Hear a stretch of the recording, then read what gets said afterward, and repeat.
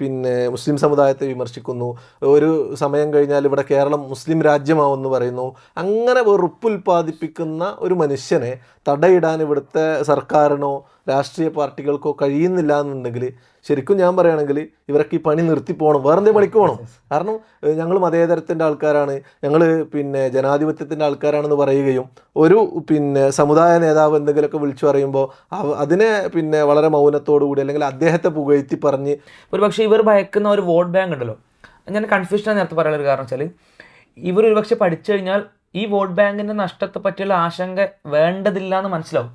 കാരണം ഇപ്പോൾ ഈഴവ സമുദായത്തെയാണ് ഇവർ റെപ്രസെൻ്റ് ചെയ്യുന്നത്. ഈഴവരൊക്കെ ഇയാൾ പറഞ്ഞത് കേട്ട് വോട്ട് ചെയ്യുന്ന ആളുകളാണോ? ഒരിക്കലും അല്ലല്ലോ. ഇപ്പോൾ ലാസ്റ്റ് SNDPയുടെ പിന്തുണ ഉണ്ടായിട്ടുള്ള സ്ഥാനാർത്ഥികളൊക്കെ പരാജയപ്പെടാണ്ടായിട്ടുള്ളത്. ഇപ്പോൾ അവസാനം ഉണ്ടായിട്ടുള്ള ആരിഫിനെ എതിരെ ക്യാമ്പയിൻ നടത്തിയിരുന്നു. അതേപോലെ തന്നെ KC വേണുഗോപാലിനെതിരെ അവരൊക്കെ വിജയിക്കുകയാണ് ചെയ്തത്.